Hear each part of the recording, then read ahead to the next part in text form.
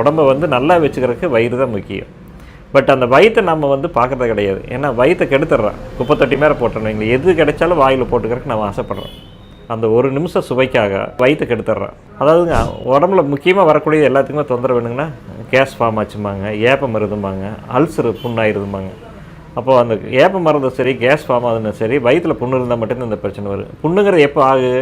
அசைவம் சாப்பிட்றாங்கன்னா இப்போ குடல் கறி சாப்பிடுவாங்க, தலைக்கறி சாப்பிடுவாங்க, என்னென்னமோ அசைவமெல்லாம் சாப்பிட்றாங்க.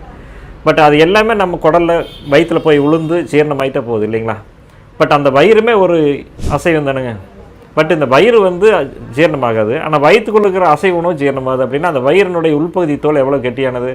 ரொம்ப மிக கெட்டியாக இருக்குங்க. பட் அதே அரிச்சு புண்ணாகுது அப்படின்னா நம்ம சாப்பிட்ற சாப்பாடு அவ்வளோ மோசமானதாக இருக்கும். அந்த அசிலிட்டி ஃபார்ம் ஆகி அரிச்சு அதாவது சரியாக வேலைக்கு சாப்பிட மாட்டாங்க. அஸ்கா சர்க்கரையை அடிக்கடி சேர்த்துறது, டீ சாப்பிட்றது, இது எல்லாமே அந்த புண்ணாக்கக்கூடிய ஒரு காரணம். முக்கியமாக எல்லாருமே ஜென்ரலாக நான் எல்லாத்தையும் சொல்கிறது என்ன, காலை டீக்கு வரல அந்த மூலிகை மலர்வானம். அதே சமயம் ஹெல்த் மிக்ஸ் காலை உணவாக மூலிகை சத்துமா பற்றி நான் பார்த்துருக்குறோம். அந்த மூலிகை சத்துமா ஒரு வேளை உணவு எடுத்துகிட்டா போதுங்க. கண்டிப்பாக இந்த நோயிலேருந்து நம்ம வெளியே வந்துட முடியும்.